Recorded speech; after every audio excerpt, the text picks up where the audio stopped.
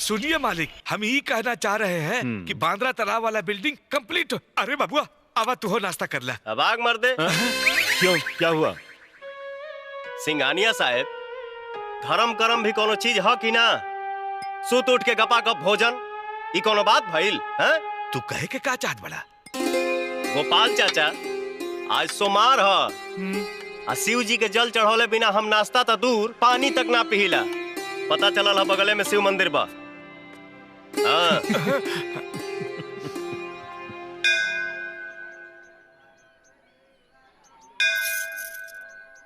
जय भोलेनाथ।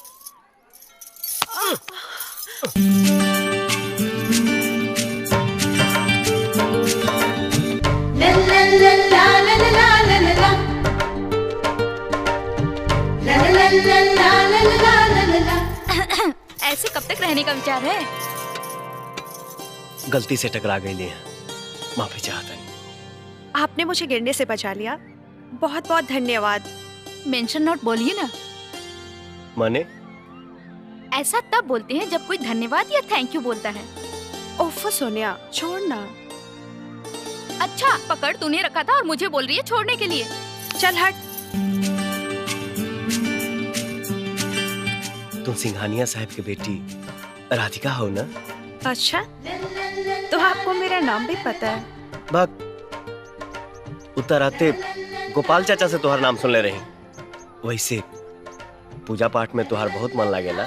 हाँ, इससे मन को शांति मिलती है। और आपको? हम तो आयल रहे भोले बाबा के जल चढ़ावे, लेकिन देवी के दर्शन हो गए।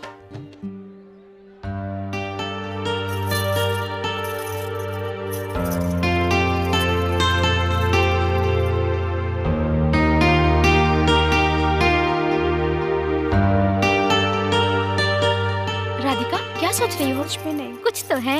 जय भोलेनाथ। अरे बोलो ना।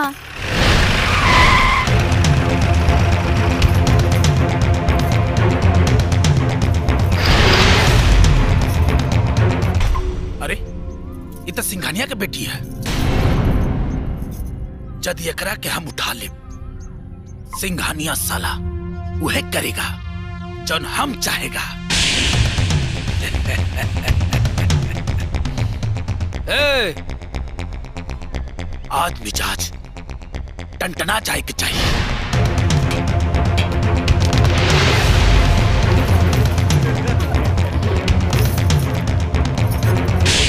कौन हो तुम लोग? क्या चाहिए?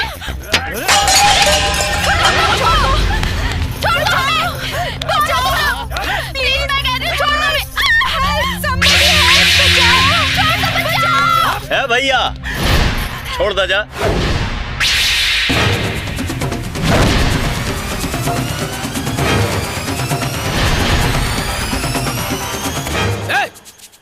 मारो साले को।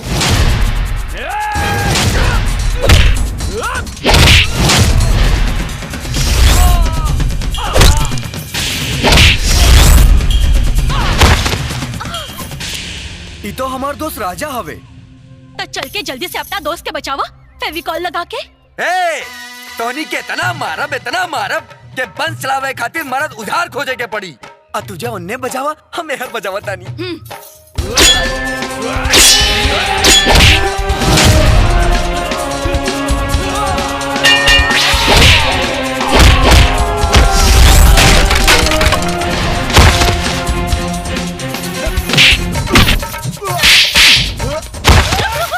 ऐसे मारल जाला? तब कैसे? हम बतावतानी। ऐसे।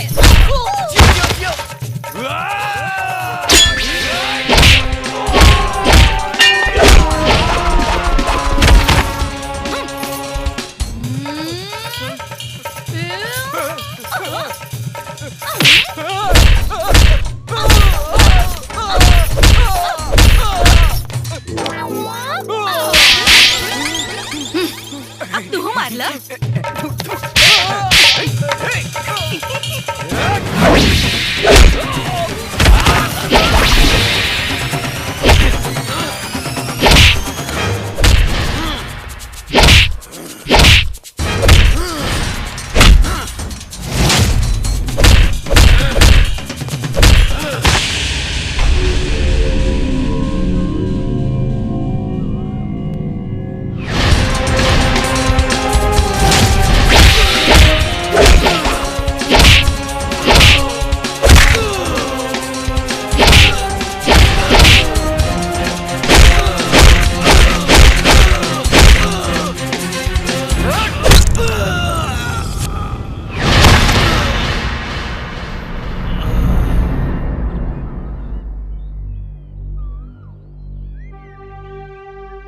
तू लोग जा घरे।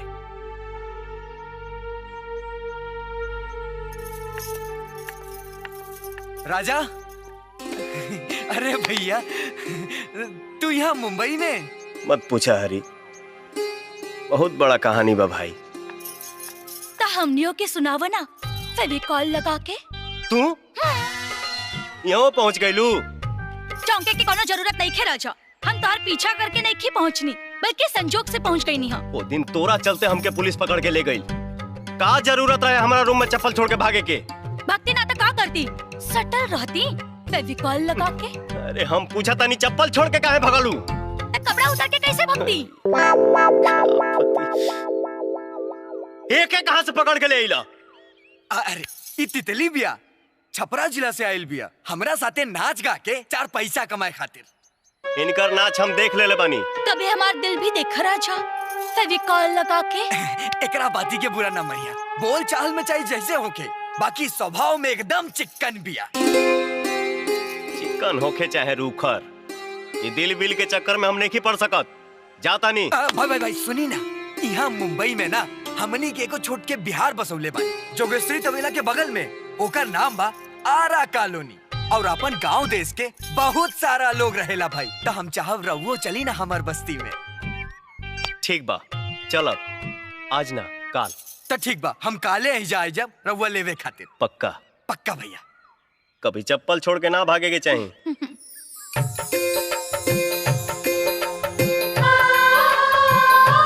हम तो चप्पल छोड़ के भागल रहनी, तो दिल लेके भाग गए राजा।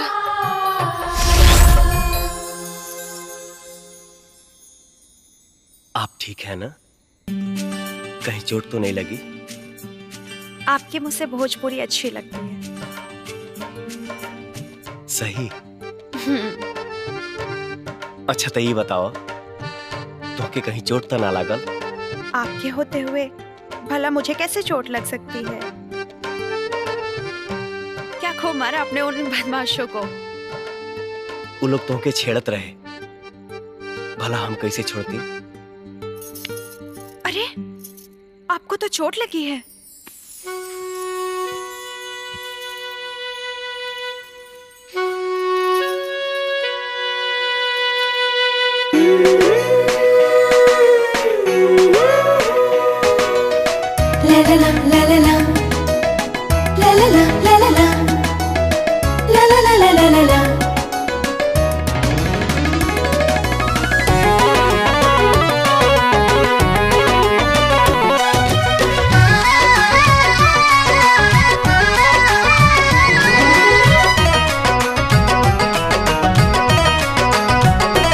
हे हो ब्यूटी के खजाना,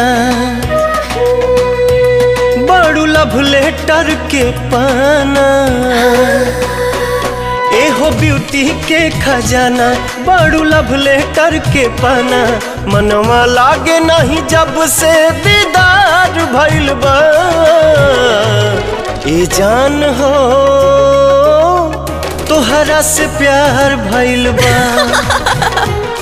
ए जान हो सचहु के प्यार भइल बा।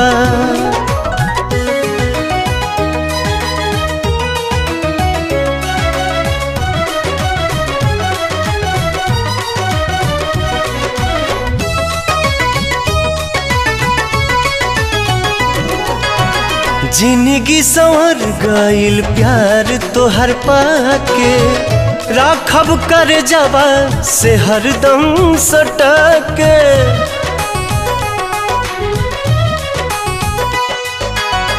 जिंदगी संवर गइल प्यार तोहर पाके। राखब कर जवा से हरदम सटके। पहिला बेरी के हुओ पे एतबार भइल बा। ए जान हो तोहरा से प्यार भइल बा। ए जान हो सचहु के प्यार भइल बा।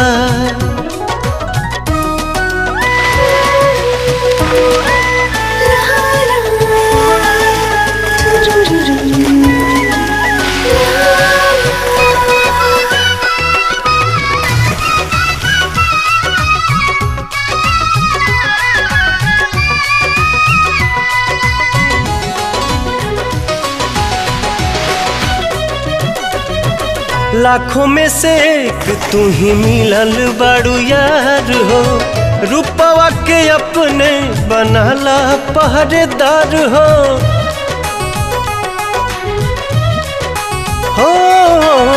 लाखों में से एक तू ही मिलल बाड़ू यार हो, रूपवा के अपने बनाला पहरेदार हो।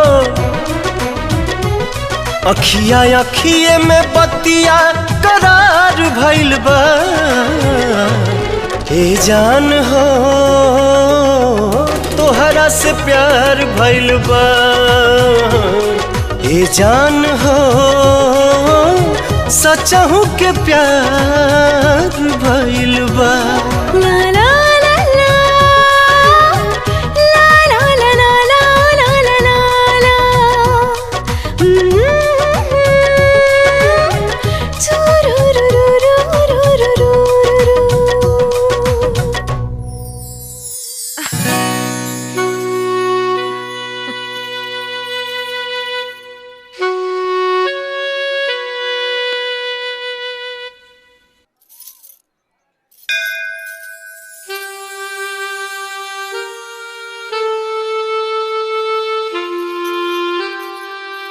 अरे भैया तोहरे राह देखत रहनी है। राधिका, ये हमार दोस्त हरी। नमस्ते। नमस्ते। और ये हमार मेहरारू। का तो आर भाऊजी। अरे ई बात हमरे आरा कॉलोनी वालन के पता चली तो धमाल हो जाई भाई। राधिका, हरी हमरा के अपना बस्ती ले जाए खातिर आइल बा। हाँ। यदि तू चलबू तब तुमसे मिलके गांव के लोग के बहुत खुशी हुई। खुशी तो मुझे भी होगी, लेकिन अरे भौजी तू चिंता मत करा, चला। चली।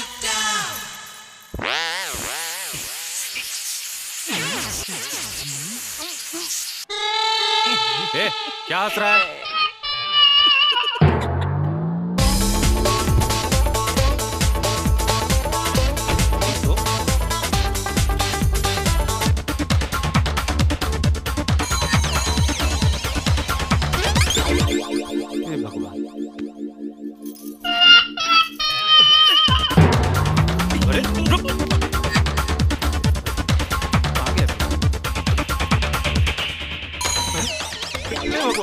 ये भी पंक्चर।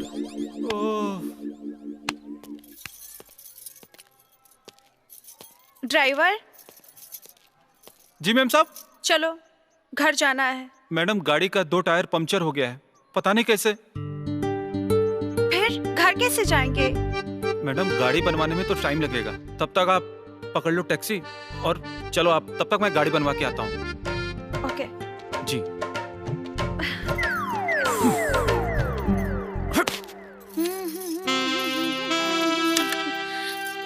राजा, आज हम तोहरा करेजा पर बिजुरी ना गिरा देली तो हमार नाम पे तितली रानी ना फेविकॉल लगा के। तितली। ओहो तितली, तू एजा बैठल बाड़ू? हरी तोहरा के बाहर बुलावा ताड़े। अपन बस्ती में हरी के दोस्त राजा आइल बा। का? हाँ। राजा।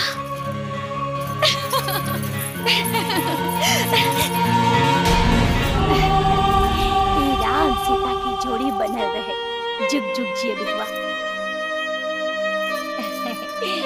अरे वाह, कितना अच्छा जोड़ी बा। हे तिल्ली, ओन्ने का खड़ी बाड़ू हो, हेन्ने आवा।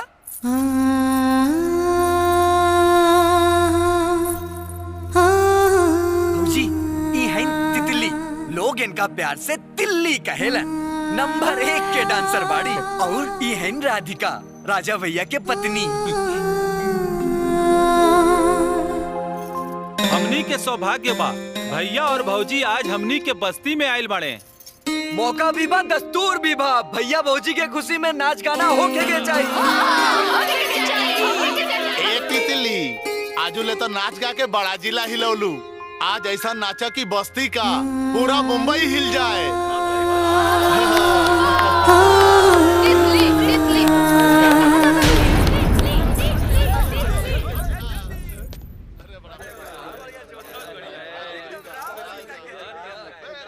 का तू ही का कहत बाड़ू तितली? प्यार और राजा से? हाँ हरी, जब से हम राजा के देख ले बानी तब से ही हमरा प्यार हो गई। सपना से निकल के हकीकत में आवा। तोरा के पता होके के चाहिए राजा के बियाह हो चुकल बा। जब प्यार भइल तब ये बात कहाँ पता रहे। अब तो पता हो गई ना। अपना दिल के समझावा। जे बीत गई से बात गई। बाहर बस्ती के लोग तोहार इंतजार करत बाड़न, तोहार नाच गाना देखे खातिर। ना हरी ना, हम नहीं के नाच सकत। फटल करेजा गावे गीत, दुख सहे के इहे बारीत। हमनी के तो ही काम हवे, नाच नौटंकी के दूसरा के मनोरंजन कईल। आपन दुख दर्द के हमनी के कोनो कीमते नहीं के। यही से आज तोहरा के गावे के पड़ी, नाचे के पड़ी। चला कह देनी ना। हाँ, हम ना गाइब। तू जा यहाँ से। जैसन तोहार मर्जी।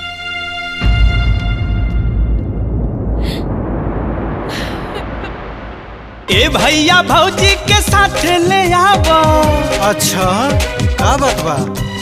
भौजी के छोटकी बहनियों बोलावा। बोलावा तनी रुको। ए भैया भौजी के साथ ले आवा। भौजी के छोटकी बहनियों बोलावा। ठुमका लगावा मस्ती में। उतरल बा चाँद देखा आज हमरा बस्ती में। उतरल बा चाँद देखा आज हमरा बस्ती में। उतरल बा चाँद देखा आज हमरा बस्ती में।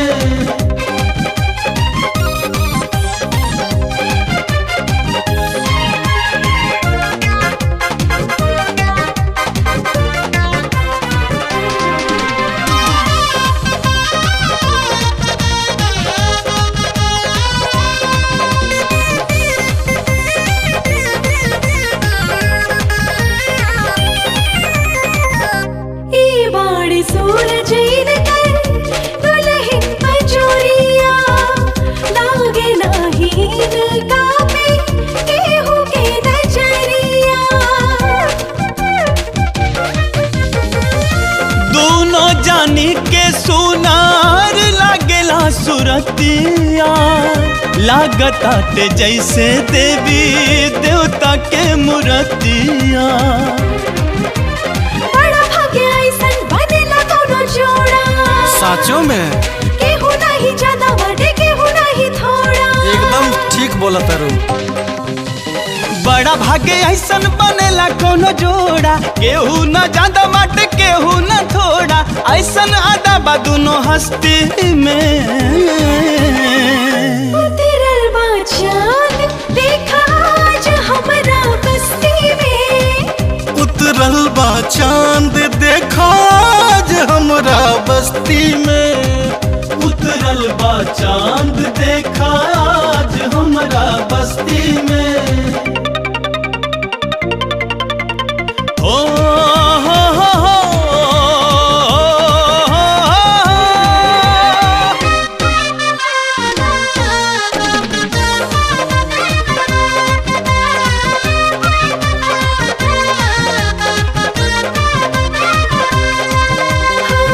रूपला जवाब के ना दोनों जवाब। हाँ बगिया में लागे जोड़ा खिलल गुलाब।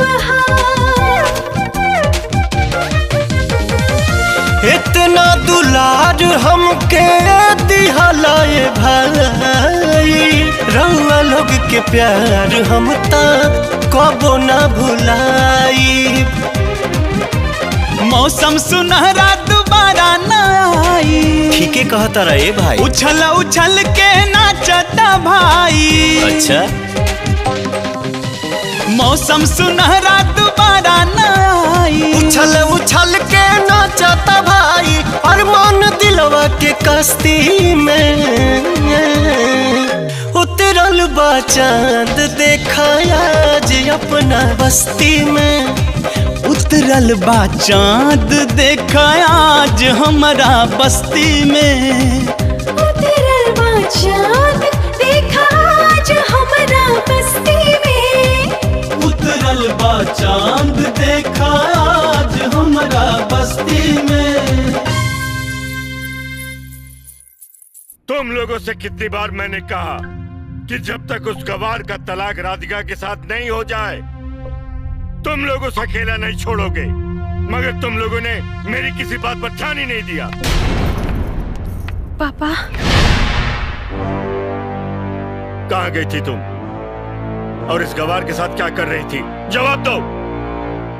पापा मैं मंदिर गई थी और वहाँ गाड़ी खराब हो गई तो ये मुझे यहाँ ले आए। ए लड़के, एक बात कान खोल के सुन लो। ये सच है कि राधिका के साथ तुम्हारी शादी गलती से हुई है, लेकिन हकीकत यह भी है कि उसके साथ तुम्हारा कोई रिश्ता नहीं है और तुम अच्छी तरह जानते हो कि राधिका के साथ तुम्हारा तलाक होने वाला है। लेकिन पापा, और जिसके साथ तलाक होने वाला है उसके साथ घूमने से कोई फायदा नहीं। अब आग मरते। हमार मतलब जब सच्चाई सबके पते बा तो हमें बदनामी के सवाल कैसन? इसलिए कि सच जब तक चप्पल पहनता है झूठ तब तक पूरे समाज का चक्कर लगा चुका होता है।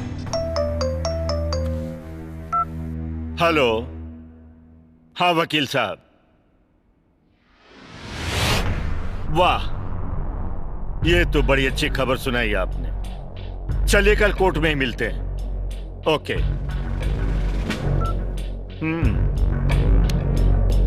बहुत बड़ी खुशखबरी है। वकील साहब का फोन था, कह रहे थे कि तलाक के सारे कागजात तैयार हो चुके हैं।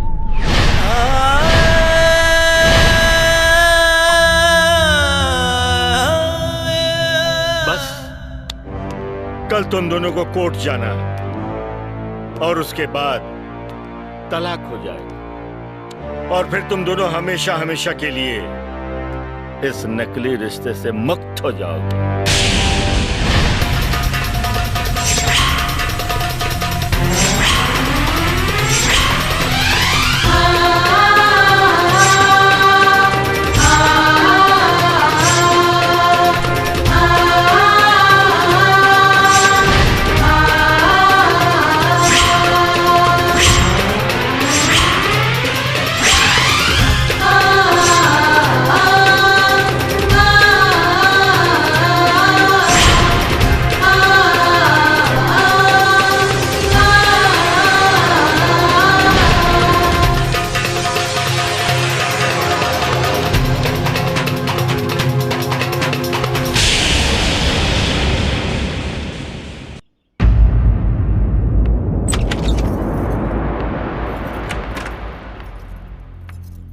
तलाक के पेपर तैयार है, कल सुबह कोर्ट भी जाना है। अब क्या होगा? वह हुई जे नसीब में लिखा हुई। नसीब? अगर नसीब में तलाक ही लिखा होता तो भगवान हमारी शादी गलती से क्यों कराते? हो सका था कि हमनी के साथ इतने दिन तक लिखा लोगे। नहीं राजा, नहीं। हमारा साथ 7 जन्मों तक का है। ये सच है कि हमारी शादी गलती से हुई थी, मगर ये भी सच है कि मैं तुमसे बहुत प्यार करती हूँ और तुम्हारे बिना जी नहीं सकती। मैं मर जाऊंगी लेकिन तलाक के पेपर पे साइन नहीं करूंगी। कभी नहीं करूंगी, कभी नहीं करूंगी। राधा,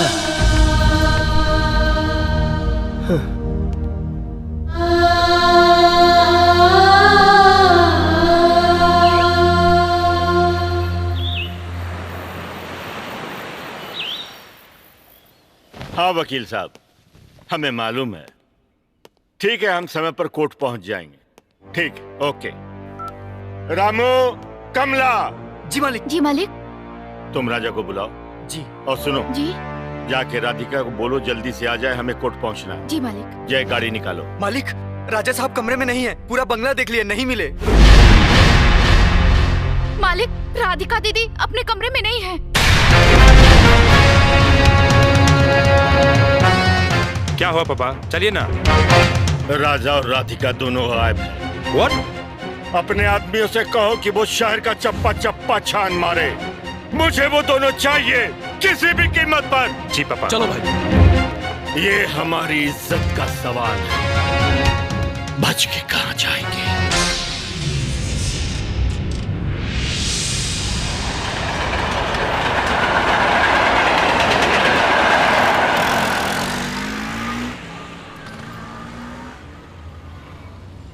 एगो बात हमरा समझ में भी नहीं खियावत कि तू दोनों भागत काहे बाड़ा। तोहनी पति पत्नी बाड़ा, बालिक बाड़ा, पूरे समाज के सामने तोहनी के शादी भइल बा, तब भागे के का जरूरत बा? राजा, कानून भी तोहरा साथे बा। अपना पत्नी के अपना साथे गांवे ले जा।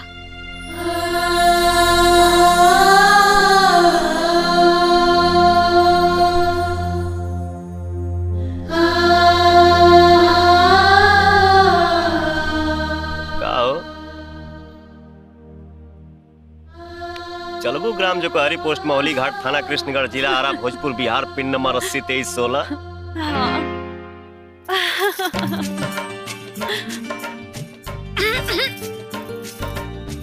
ये सटे के टाइम ना हो, तभी कॉल लगा के।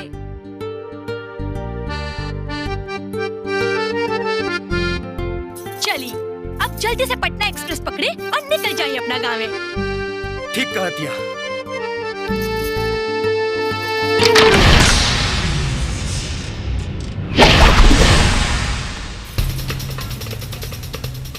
देखते क्या हो, मार डालो साले को।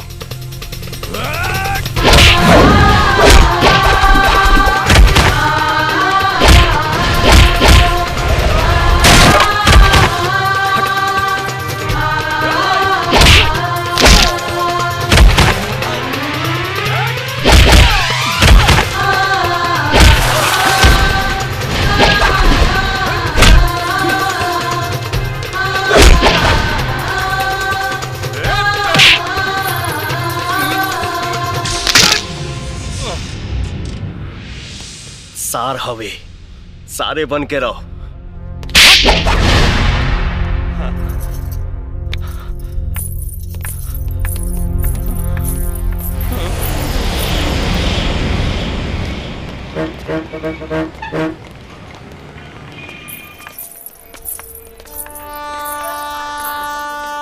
ए भैया, ट्रेन सिटी दे दिलस, लागत खुले वाली बिया।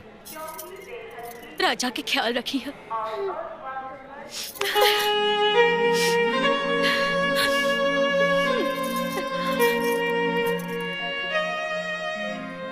कभी कभी हमने के भी याद कैल करिया, फेविकॉल लगा के।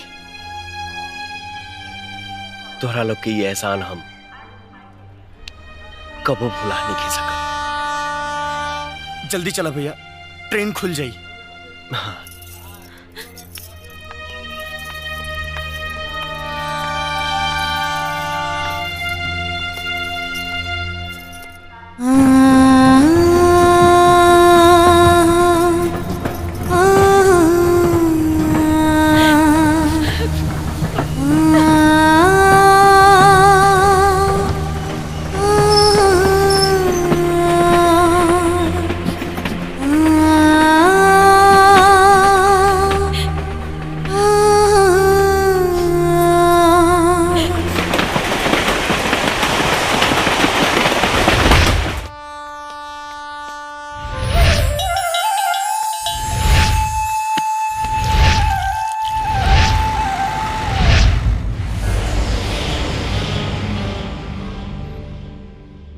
ब्याह के मंडप से हमार नाक कटा के फरार हो गेल रहले और अब पधर ले बाड़े उहो शहर से डायरेक्ट ब्याह करके।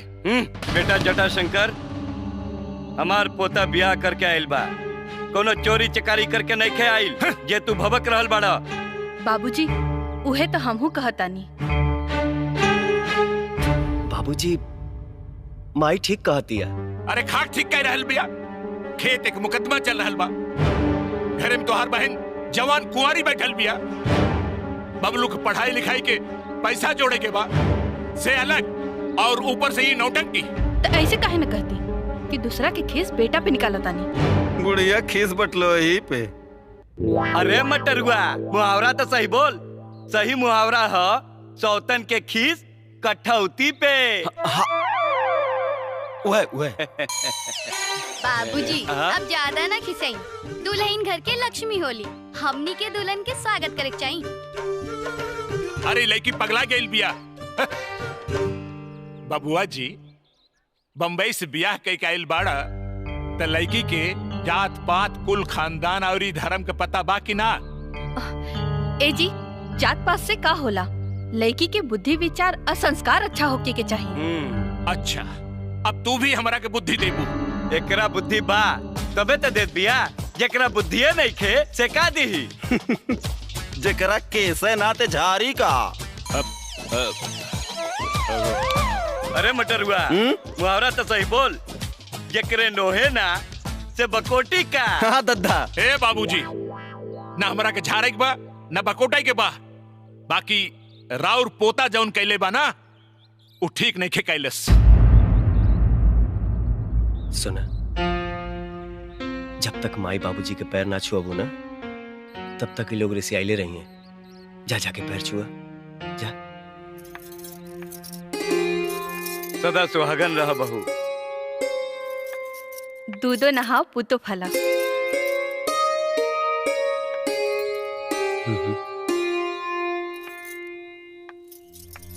हाँ हाँ ठीक बा ठीक बा।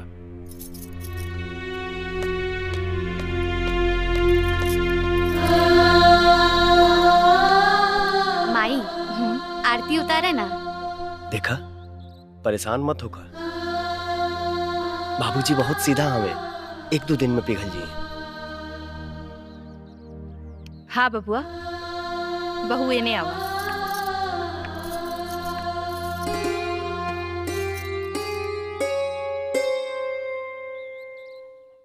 भैया भाभी टकाटक बाड़ी माइंड ब्लोइंग।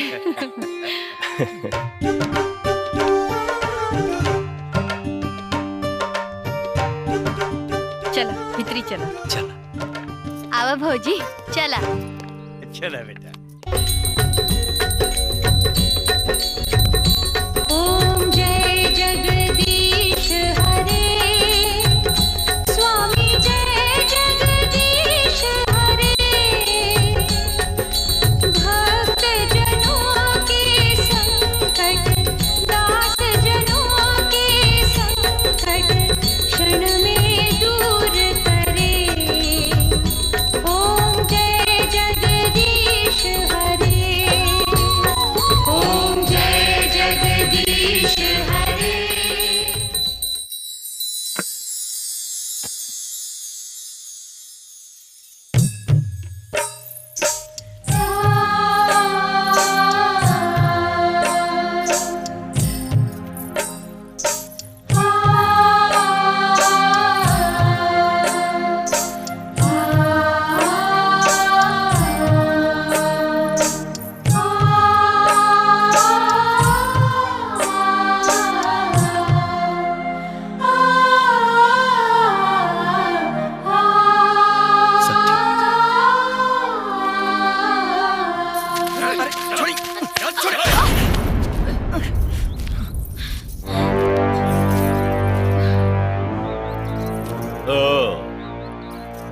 तो तुम दोनों ने छुपाया है उन दोनों को।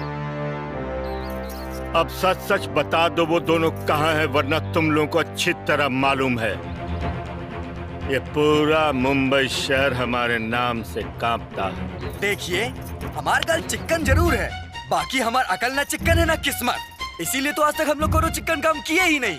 और जो भी कुछ किए आपा ही किए। अपन बिटिया के बियाह किए और हमसे पूछ रहे हैं बेटी दामाद कहाँ गया। चुप रहो।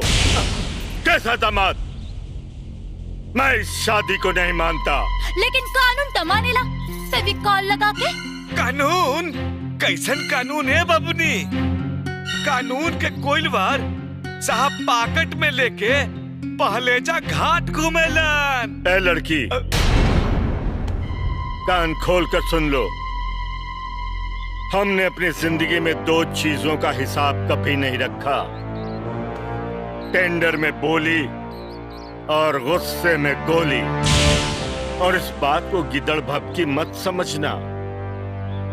अब सच सच बता दो, वो लोग कहाँ हैं? राजा के गांव। कहाँ है उनका गांव? हमको पता है साहब। अरे वो बार बार अपने गांव का नाम हमको बताता था, वो भी पिन नंबर के साथ। जय विजय। जी पापा। राजा के गांव चलने की तैयारी करो। हमें अपनी बेटी को लाने के लिए अगर जरूरत पड़ी तो खून की नदियां भी बहा देंगे। ए साहेब, बुरा न मानी तो एगो बात कहे। बिहार में रउआ से एगो पत्ता भी नहीं ली फेविकॉल लगा के, काहे से कि वहाँ बच्चा बच्चा के हाथ में कट्टा होला। और एक बात और जान ली, जेकर मेहरी सुंदर ओकर होला ठट्ठा, और जे बोलेला खट्टा ओकरे पे चलेला कट्टा। सही कहता रो, काट के फेंक दी है ना तब पता भी न चली कि सिंघानिया के रहे, ओकर बाल बच्चा के रहे और ओकर पता ठिकाना का रहे। फेविकॉल लगा के। Shut up! निकल जा तुम दोनों यहाँ से, वरना तुम दोनों के टुकड़े टुकड़े करके गली के कुत्तों को खिला दूंगा। ये लड़की सच कह रही थी साहब। अगर बिटिया को सही सलामत लाना है तो दादागिरी के दाऊदपुर दिखा के नहीं, बल्कि प्रेम के पंचरुखी दिखा के लाना होगा। मतलब वहाँ जाके हम लोगों को बोल के बनियापुर में मिठास का मढ़ौरा घोलना पड़ेगा। लेकिन ये हो कैसे सकता है? भोजपुरी सीखना पड़ेगा। भोजपुरी? भोजपुरिया लोगन के रहन सहन, तौर तरीका, ये सब सीखना पड़ेगा। फिर हम लोग जाके बिटिया के समझा बुझा के लेके चले आएंगे। ओ तो रवा लोग के भोजपुरी सीखे के बा, ई जान के हमरा बड़ा खुशी भइल कि रवा लोग के मन में भोजपुरी प्रेम हिलोर मार रहल बिया। ए मास्टर, बैठो। बैठे। सॉरी मास्टर, हम भोजपुरी बोलना तो दूर, हम सुनना भी पसंद नहीं करते हैं, लेकिन हमें मजबूरी में एक इमरजेंसी केस है, इसलिए सीखना पड़ रहा है। इमरजेंसी केस?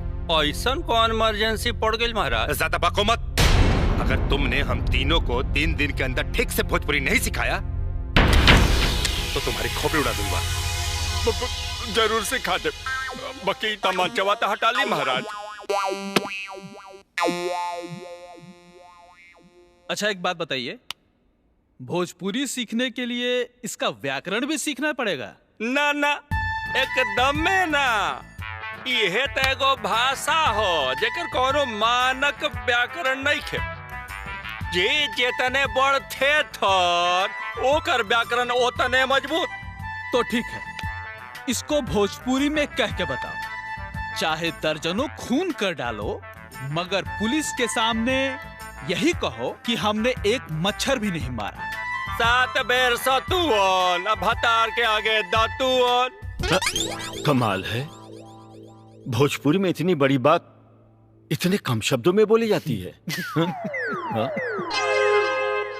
जी महाराज, जैसे हिंदी में लमहर को बात के पूछल जाला क्या मैं अंदर आ सकता हूँ, तो भोजपुरी में उतना लमहर बात के पूछल जाला छोटहन में ढूकी। ढूकी ढूकी। और इसको क्या कहेंगे कि हम दबंग जरूर हैं, लेकिन पढ़े लिखे भी हैं। पढ़ला फारसी या बेचला तेल, देखो भैया करम के खेल।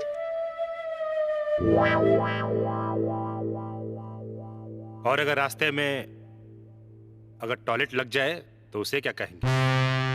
पापा पूछ लेता हूँ, पता नहीं रास्ते में कब लग जाए। हाँ हाँ पूछ लेते हैं। बताइए। अगर रास्ते में टॉयलेट लग गया तो उसको क्या कहेंगे? झाड़ा लागल बा।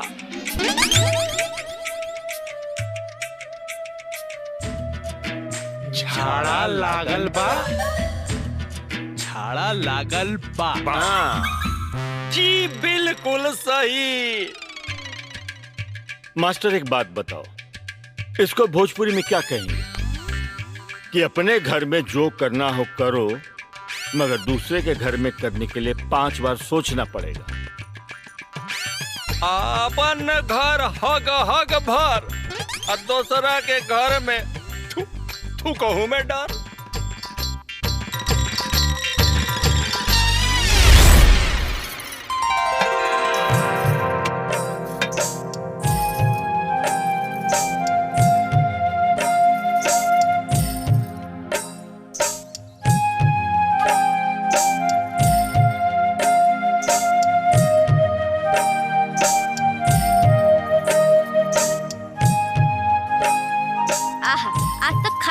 मजा आ गई।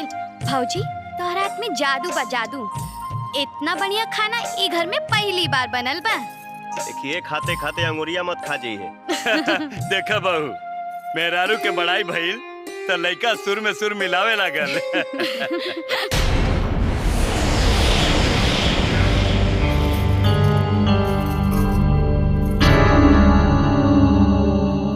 केस की का भेल जी? बोली ना।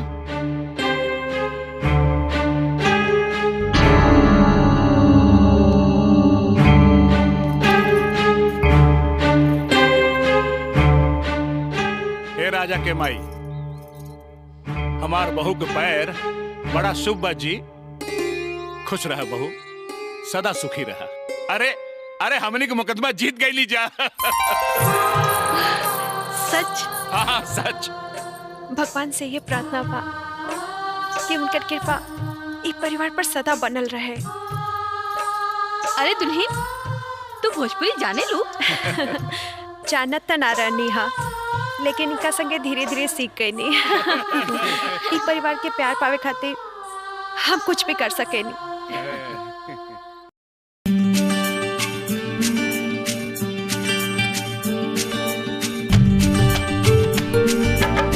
ला ला ला ला ला ला ला ला ला ला ला ला ला ला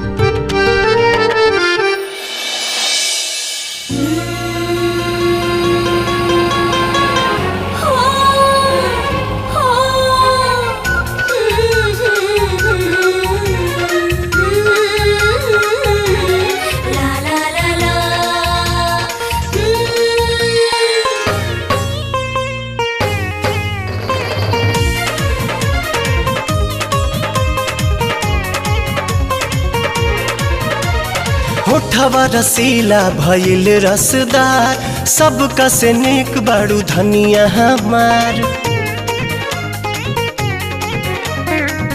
हाँ, होठवा रसीला भइल रसदार, सबका से निक बाड़ू धनिया हमार। सुना ये सजनिया बाड़ू लक्ष्मनिया, जिए के तू ही आधार। डोलेला जियारा हमार देख तोरी पातर कमरिया, डोलेला जियारा हमार देख तोरी पातर कमरिया।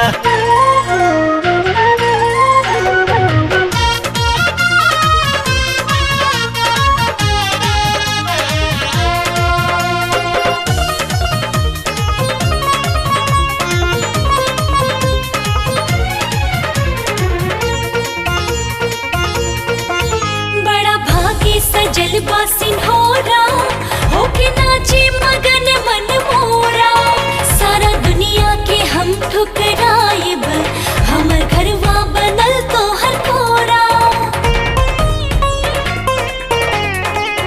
रूप लागेला सुनर सलोना, हमरा हिस्सा में मिलल बसोना। खूब चमकाता घरवा अंगनवा, जगमग लागे कोना कोना, जगमग लागे कोना कोना। सूरज के किरनिया चांद के चंदनिया फीका बसोझा तोहार मनवा होखेला बेकरार मारेलू जब तिरछी नजरिया डोलेला जियरा हमार देख तोरी पातर कमरिया।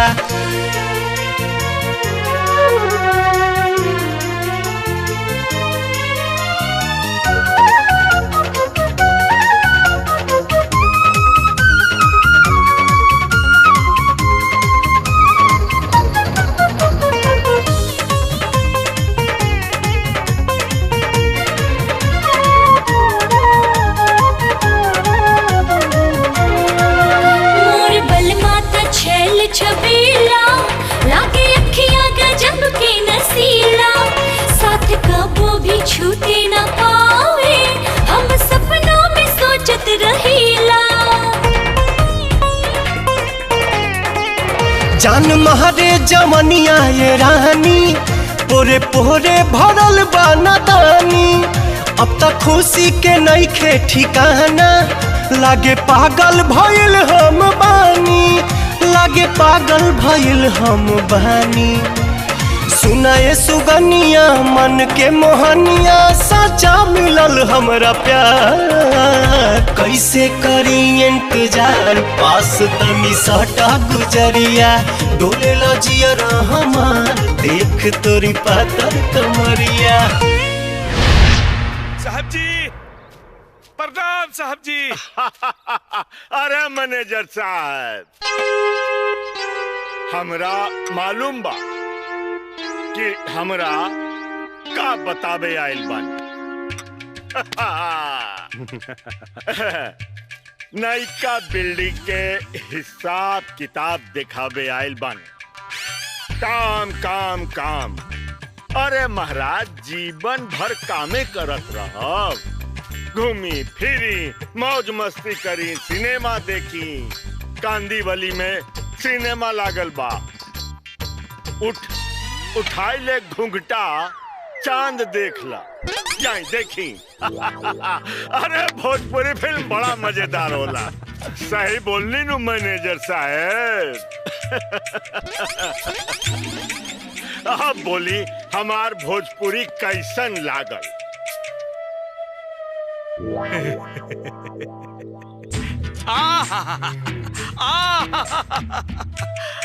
राउर गप के गाजीपुर सुन के हमार हृदय के हाजीपुर में आनंद आ गई सरकार आनंद आ गई।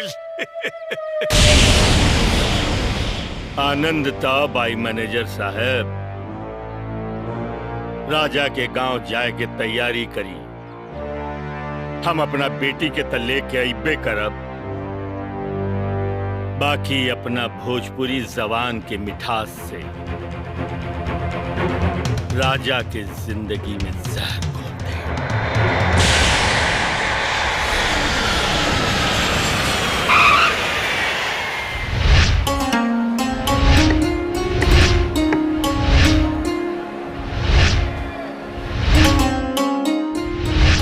अरे रघुवीर चाचा राउर घरे पतो नइखे आइली साक्षात लक्ष्मी आइल बड़ी साक्षात लक्ष्मी। हमनियों के पता बा पर बात का भइल। अरे गांव में सरकारी अस्पताल के मंजूरी खातिर सरकारी ऑफिस के चक्कर लगावत लगावत हमार जूता खिया गइल बाकी मंजूरी ना मिलल। लेकिन ई राधिका बहू डिप्टी कलेक्टर से मिल के ना एके हफ्ता में ई काम करवा देली। अरे भाई तो पतो के कर बिया चुप करा। जब बहू आइल रहे तब तक तू देसी मुर्गी के चिल्ला लंडा जैसन मुंह बनेले खड़ा रहलो। आज बड़ा बबाई लुटत बड़ा है।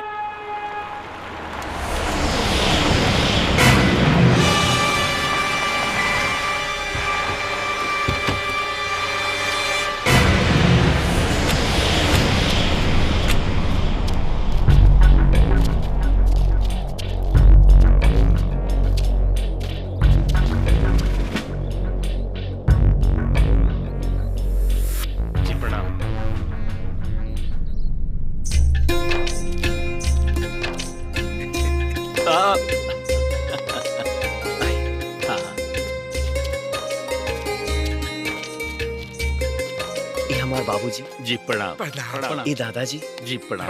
और ये मुखिया जी। हमारे छोट भाई। और ये सिंघानिया साहब। अरे प्रणाम। जी प्रणाम प्रणाम। और हम राजा के ससुर, और ये हमार बेटा जय और विजय, और ये हमार मैनेजर गोपाल जी। आओ भाग की रउआ सबे हमारा घरे पधारनी। धूकी अब मतलब मतलब अंदर चली। आई चली चली भीतर चली। पापा प्रणाम। पापा खुश रह, सदा सौभाग्यवती रह। पापा आप मुझसे नाराज है ना? नाराज? वो कहे के बेटी, अरे औलाद के खुशी में तब बाप के खुशी होला। हम कहे के नाराज हो। अच्छा आप सब बैठिए, मैं चाय लेके आती हूँ। अच्छा आई आई। बाबूजी अचानक रहुआ यहाँ? सरप्राइज देवे आ गई नहीं। रउआ भी हमरा बिना बतौले राधिका के लेके यहाँ आ गई नहीं। बाद में हम सोचनी तब अपना गलती के हमरा बड़ा एहसास भई। कुछ रस्म रिवाज भी बाकी रह गए रहे। एगो तो बेटी बिया, कौन अरमान में कमी न रह जाए। अरमान? हाँ बेटा, हमनी के समाज में एकरा के पग फेरा कहल जाला। जोना में लड़की बियाह करके फिर नैहर लौट जाली, आ दामाद जाके ले आवल। जी हमनी के यहाँ एके दोंगा कहल जाला। तो समझी कि हम अपना बेटी के दोंगा करावे आइल बानी। अगर रउआ लोग की मर्जी होखे त। समझी जी, एकर मतलब ही भइल कि राउर हमार घर आंगन सुना करा आइल बानी जा। अरे भाई, जब बहू चल जाई तो सब कुछ सोना हो जाई ना। बाकी रउआ ओकर पिता बानी, रउआ के भी हक बा ना। भला हमनी के का इतराज हो सकेला? अरे जब रउआ इतराजे नहीं के तब फिर बात का बा? जल्दी से विदाई कर दी। आज बड़ा शुभ दिन बा। हाँ समधी जी पहला बेरी घर आइल बानी। आज तो जलसा होखे के ही चाहिए। हाँ बाबूजी, रउआ कह देनी तो जलसा शानदार होकी।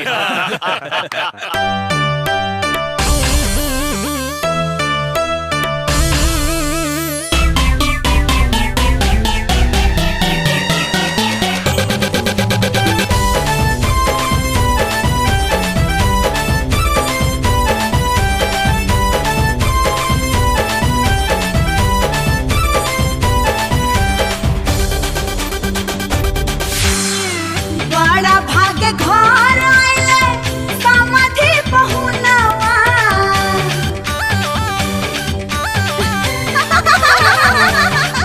हाँ बड़ा भाग्य घर आइले समाधि बहुनवा। धोती में चुराइल हले मोटा कहके लालवा। निहल चुराए अपना धोती में बेलानवा।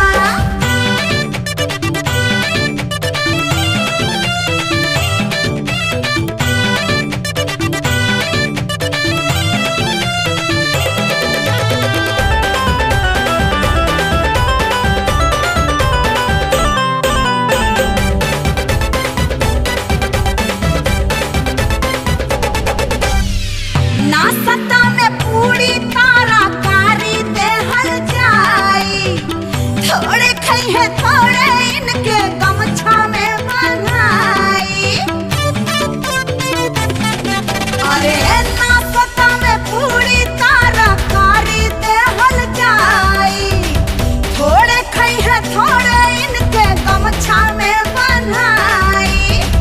रंगले बाड़े ओठ अपन खाके मगही बनवा।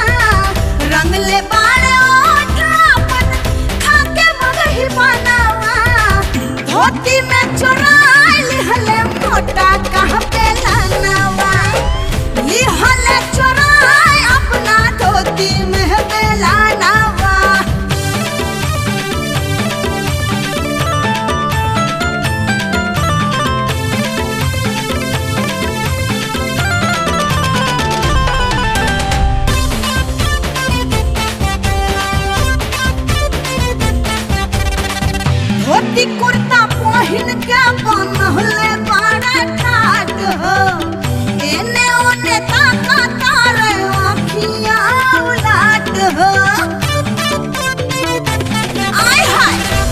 धोती कुर्ता पहिन के बनहुले पार घाट हो एने ओने ताका तारे आँखियाँ उलाट हो करे लागल कह इनके आवते अंगनवा करे लागल कह इनके आवते अंगनवा धोती में चोराई लिहले मोटा कह बेलनवा लिहले चोराई अपना धोती में बेलनवा।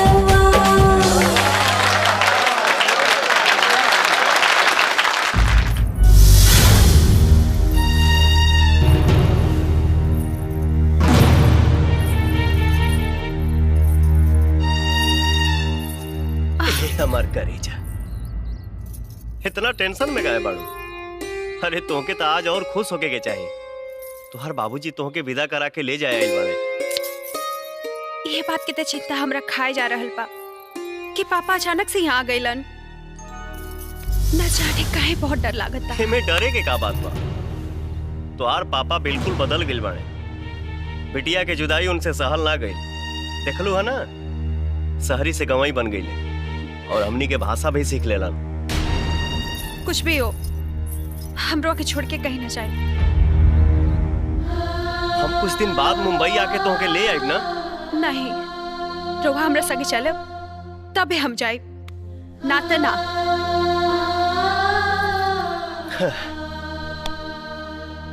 अच्छा ठीक बा, हम तोरा साथे चलब। खुश तनी मुस्का दो, काहे कि तू जब मुस्कालू ना तो ऐसा लागेला जैसे गरीब के झोपड़ी में ललटीन जर गई होगी।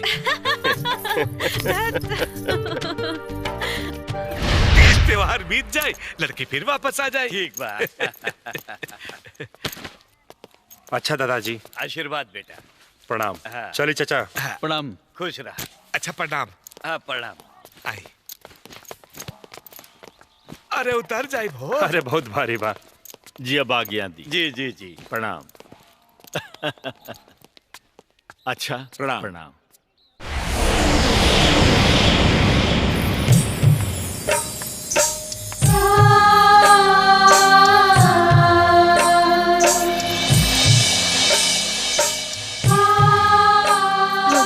रोवा जल्दी आई है।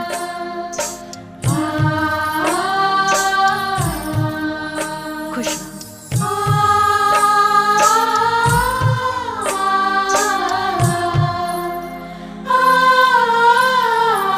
सदा सुहागन रह बहू, सदा सुखी रह बहू।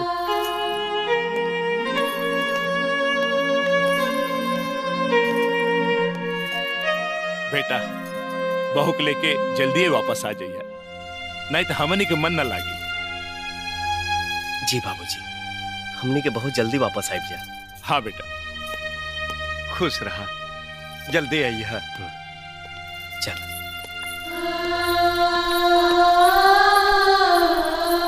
भैया भाभी बाय बाय।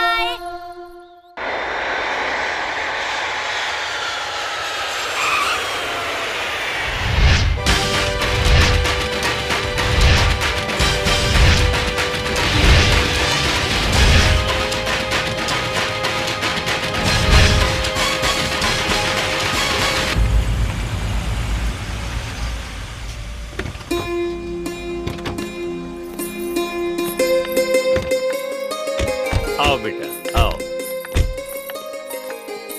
आजा बेटी।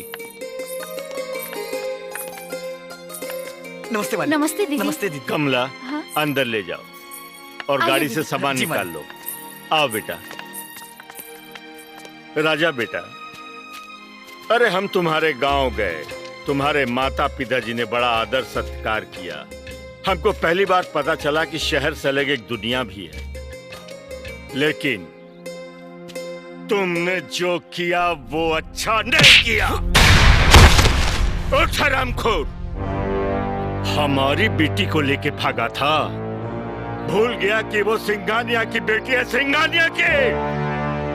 अगर तू पताल में भी छिप जाएगा ना तो मैं तुम्हें खोज निकालूंगा।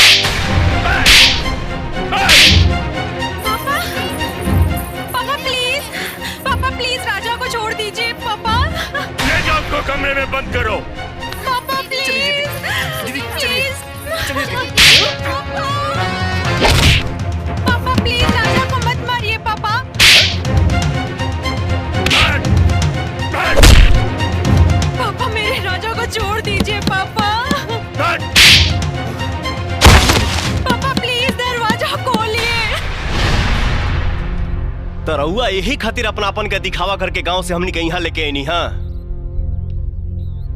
एक बात रहुआ भूल रहल बानी, राधिका हमार मेहरारू हिया। लीजिए सर।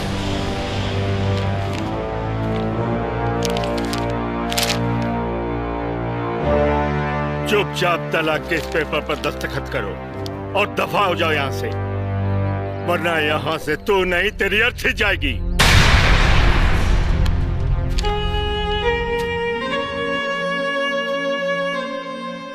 चाहे रहुआ हमार जान ले ली, बकीर हम साइन ना करब, तलाक नहीं दे सकत।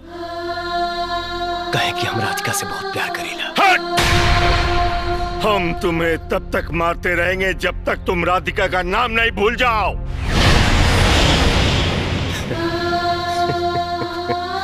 सिंघानिया साहब, भोजपुरिया जवान है, जियल भूल सकीला, लेकिन ओकरा के नहीं भुला सकत जेकरा संगे जिए मरे के कसम कइले बानी। प्यार कइले बानी, कोनो चोरी ना। सिंघानिया साहब, मारे के बाद तो दिल पर गोली मारी, दिल पे।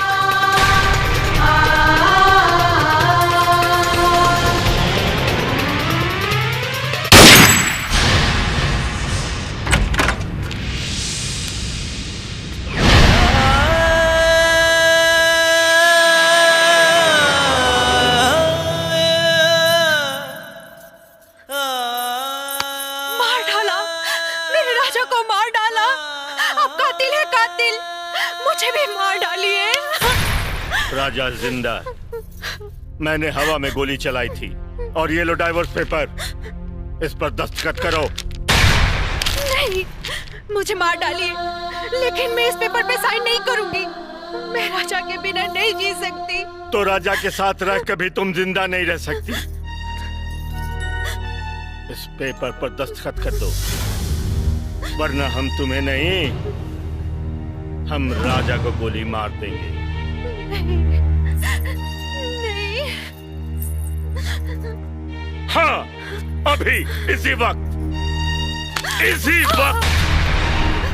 हम राजा के हाथ पैर बांध कर लोकल ट्रेन के आगे फेंक देंगे, जहाँ हर 5 मिनट पर एक ट्रेन गुजरती है। और इस तरह से समझ लो कि 1 घंटे में उसकी लाश के इतने टुकड़े हो जाएंगे, पुलिस को भी पता नहीं चलेगा कि कौन सा टुकड़ा उसके शरीर के किस हिस्से का है। और तुम्हें अच्छी तरह मालूम है, ये काम हम बहुत आसानी से कर सकते हैं। चलो।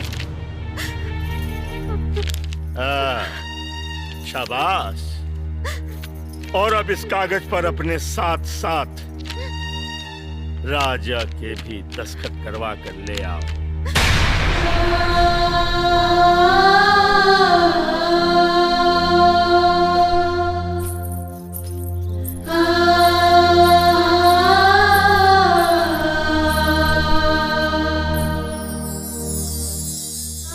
तू एक पेपर पे साइन मत करिए।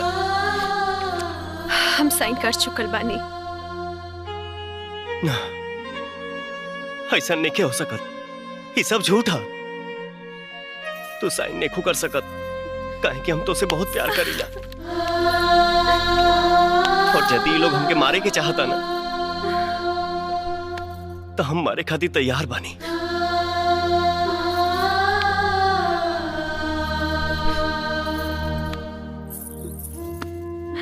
राहुल विधवा बनके जीते जी मरला से तो अच्छा बा कि अब रउआ से दूर रह के मर मर के जिंदा रही। रउआ हमरा से दूर जहाँ भी कहीं जिंदा रही, हमरा संतुष्टि त रही कि हमनी के प्यार त जिंदा बा। और फिर एक न एक दिन वो भगवान के भी तरस जरूर आई और आपने के मिलन जरूर हुई।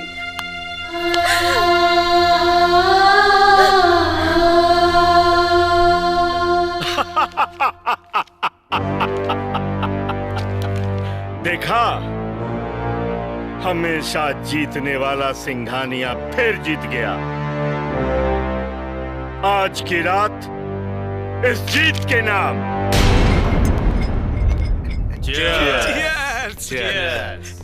मुबारक हो सिंघानिया साहब, आपने अपनी बेटी का तलाक करवाकर पार्टी की छवि को खराब होने से बचा लिया।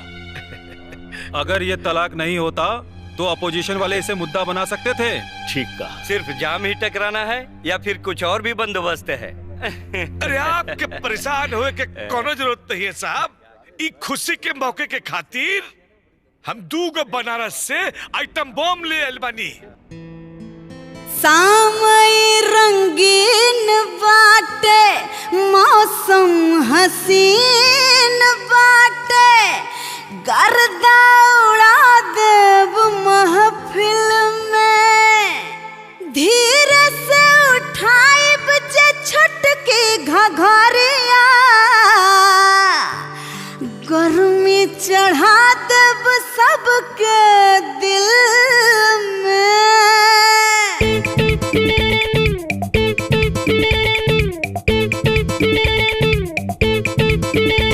हो फूल झरी, बोला बोला ना।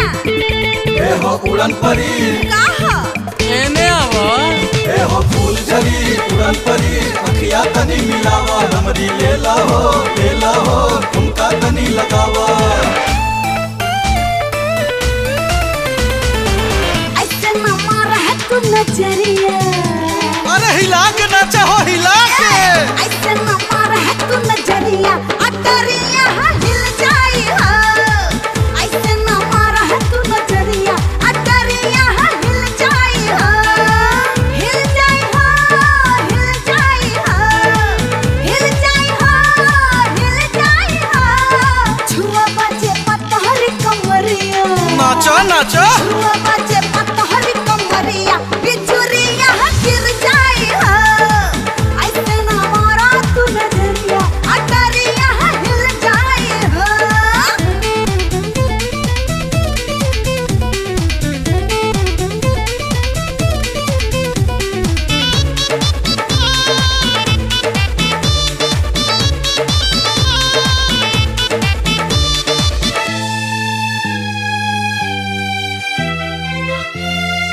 हो रुकला नहीं प्रेमी के प्यार हो, काहे खाती लोग तब बनला दीवार हो।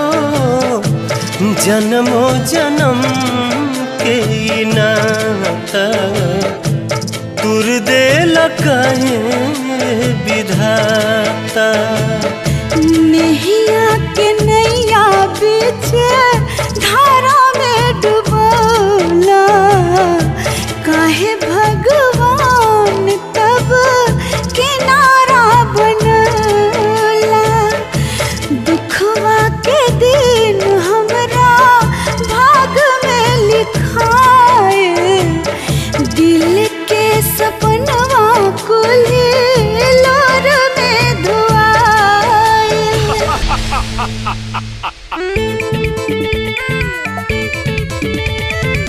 हिल जाई कमर हमर हिल जाई हा, हिलते कमर माजा मिल जाई हा।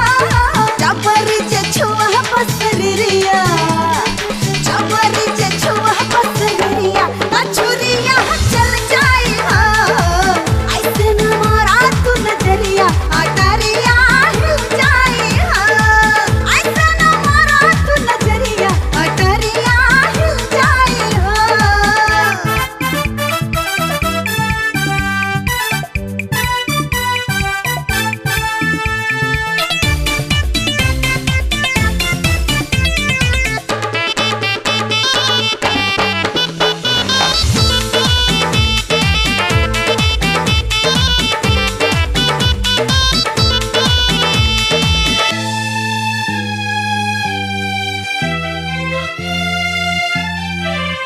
लागी नहीं छूटे रामा प्रीत के बंधनवा, सजनी के बिना कैसे रही सजनवा।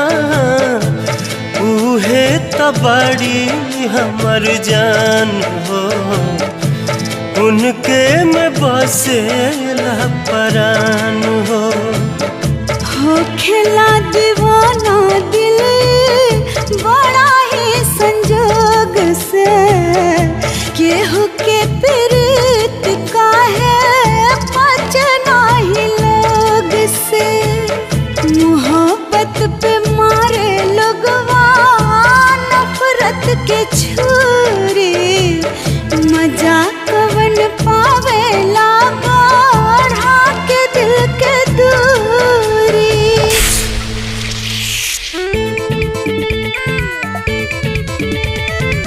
चल जाई हो चल जाई हो धक धक आग होई चल जाई हो सुता बजे प्यार से सजरिया सुता बजे प्यार से सजरिया उमरिया हिल जाई हो ऐसे न मारा तू नजरिया अडरिया हिल जाई हो ए हो ऐसे न मारा तू नजरिया अडरिया हिल जाई हो।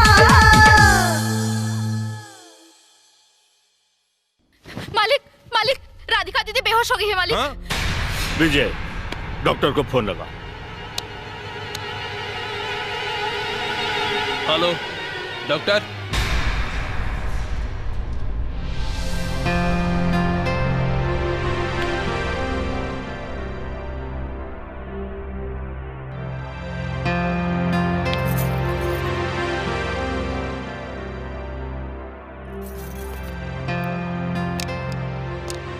मुबारक हो सिंघानिया साहब, आपकी बेटी माँ बनने वाली है।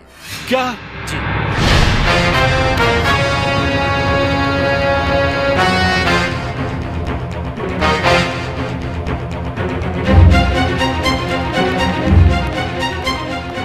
अब क्या होगा पापा?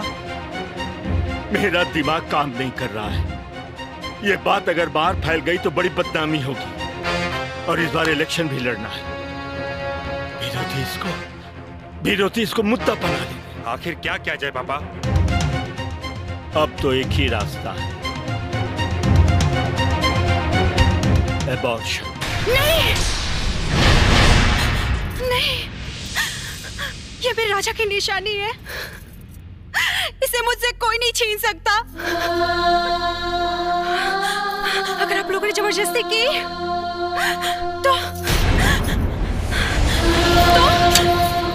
तो मैं अपनी जान ले लूंगी। हाँ हाँ, मैं जान ले लूंगी। नहीं नहीं नहीं बेटा, नहीं बेटा, ऐसा मत करना। क्यों? क्या इसलिए कि ये मेरी वजह से इलेक्शन का टिकट नहीं मिलेगा आपको? विरोधी पार्टी इसे मुद्दा बनाएगी।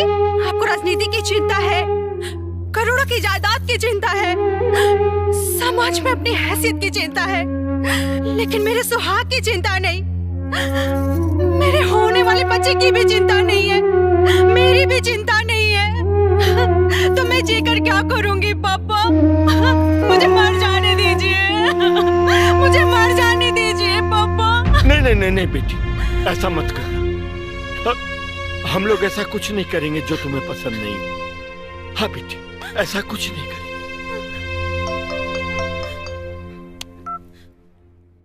हेलो हेलो सिंघानिया साहब। खुराना साहब नमस्ते। नमस्ते सिंघानिया साहब, आप इसी वक्त पार्टी के हेड ऑफिस में आ जाइए। अभी? जी हाँ, अभी। लेकिन आपका आना बहुत जरूरी है सिंघानिया साहब, क्योंकि इलेक्शन का टिकट का बंटवारा करना बहुत जरूरी है। जल्दी आइए। लेकिन प्लीज कम सून। ठीक है, आता हूं। Thank you.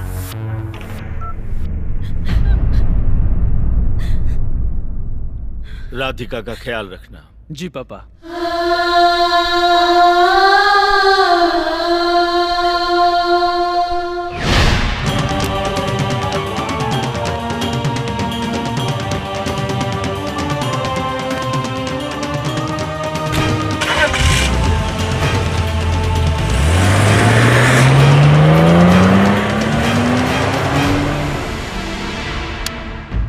घड़ी दो घड़ी के साथ रहे, बाकी जिंदगी भर याद रही। भूल चूक होके तो माफी चाहता नहीं।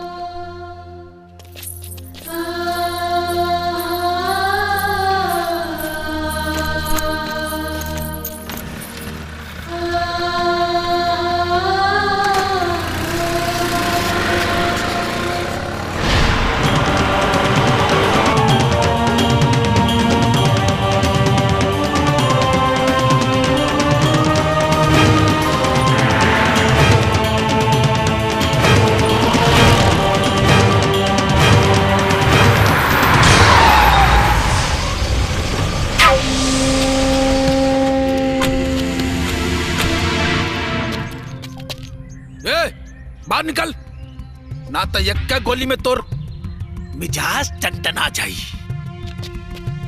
चल बाहर निकल।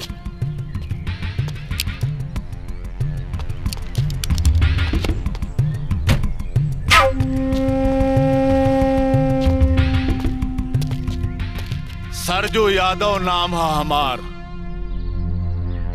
जेंगा हीरा से बढ़ के नगीना ना होला, ओंगा सरजू से बढ़ के कमीना ना होला। रुका रुका।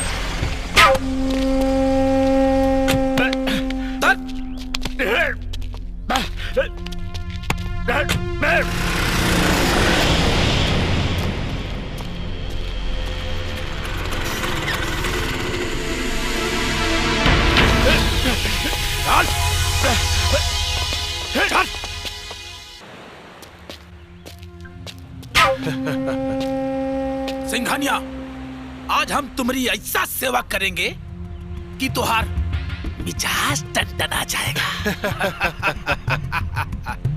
देखला हमार पावर, जब चाहती ना चूंटी लेखान मसल के रख देती। सरजू यादव नाम है हमार, सरजू यादव। भैया छक छो गोली डाल दी करा खोपड़ी में। ना अभी ना, अभी तो एकरा बेटा से 10 खोखा वसूले के बाद बोले तो 10 करोड़। ओकरा बाद एक ऐसन हाल करब कि जिंदगी भर एकरा दूसरा के हाथ के जरूरत पड़ी, खाए खातिर भी आ धोए खातिर भी। भैया एक हाथ दूर काट दे। काट दे काट।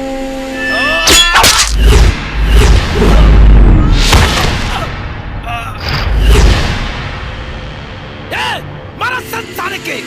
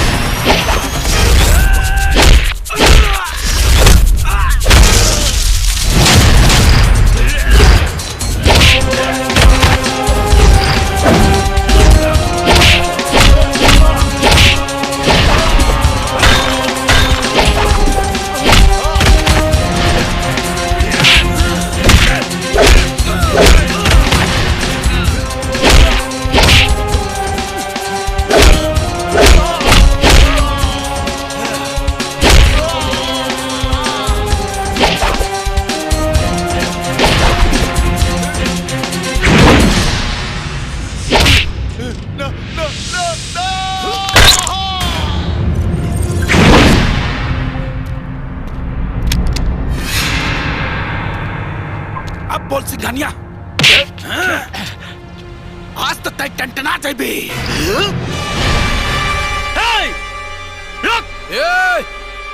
तू आगे मत बढ़िए, नहीं तो आज तू भी टंटना जाबे।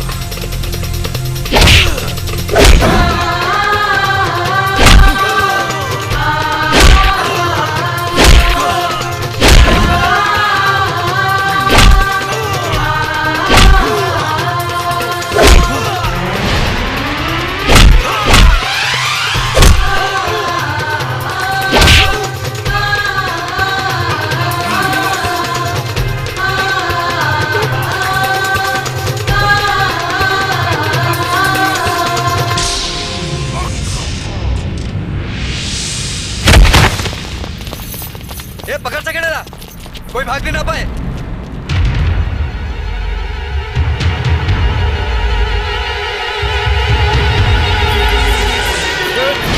राजा राजा राजा जल्दी हॉस्पिटल ले चलो, जल्दी।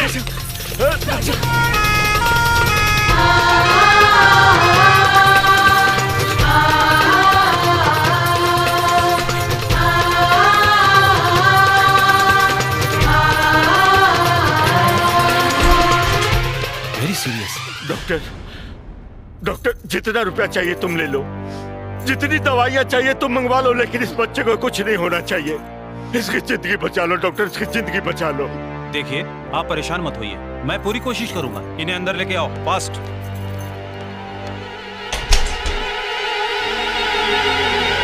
राजा राजा राजा पापा पापा राजा को क्या हुआ पापा? राजा को कुछ नहीं तो होगा। है।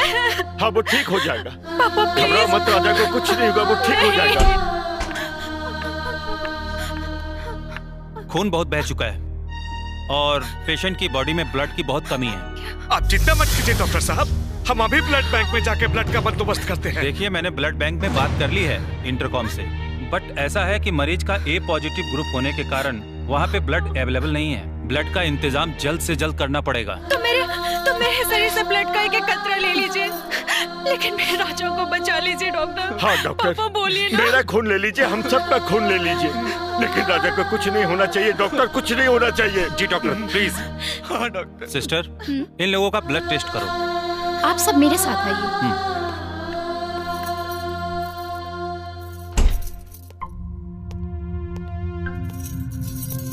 सॉरी सर, किसी का ब्लड ग्रुप मैच नहीं कर रहा है। डॉक्टर सिंघानिया साहब का ब्लड ग्रुप मैच कर गया। Very good. सिंघानिया साहब आप अंदर आइए। घबराओ मत बेटी। हे भगवान, राजा की रक्षा कीजिए।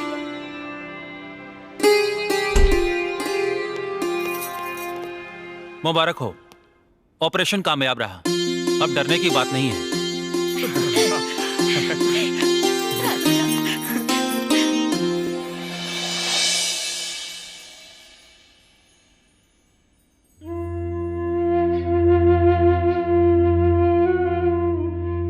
जाए की इजाजत चाहता नहीं, लेकिन जाए से पहले कुछ कहा। भगवान सबके एक जैसन बनौले बाणे, लेकिन इंसान आपस में एक दूसरे के नाम दे देले बा। हिंदू, मुस्लिम, सिख, ईसाई, मराठी, बिहारी, गुजराती, पंजाबी, हरे सबके सीना में एक ही जैसन दिल बा। तो हर केहू के हक बा प्यार करे के। ऊंच नीच के भेदभाव भुला के हर केहू के इंसान कहलाए के चाहिए, हर केहू के हिंदुस्तानी कहलाए के चाहिए।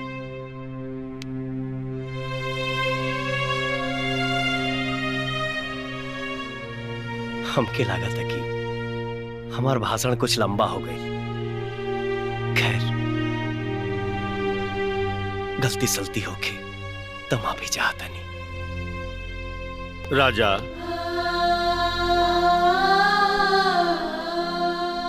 तू एगो ऐसन गलती करके जा रहल बाड़ा जकरा खातिर तोरा के माफ ना कइल जा सकेला।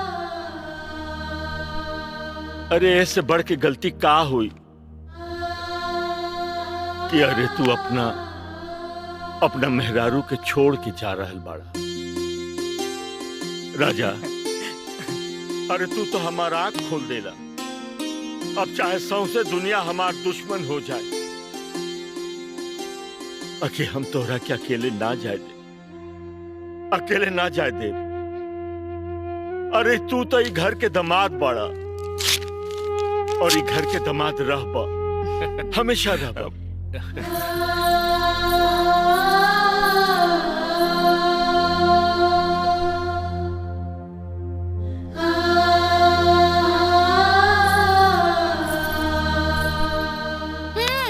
देखत का बाड़ा सटा लो फेविकॉल लगा के।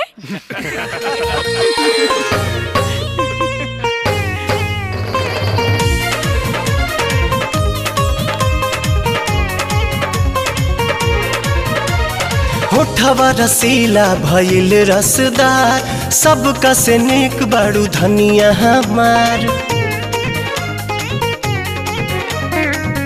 हाँ, होठवा रसीला भइल रसदार, सबका से नीक बाड़ू धनिया हमार। सुनाए सजनिया बाड़ू लक्ष्मनिया जिए के तू ही आधार। डोलेला जियारा हमार देख तोरी पातर कमरिया, डोलेला जियारा हमार देख तोरी पातर कमरिया।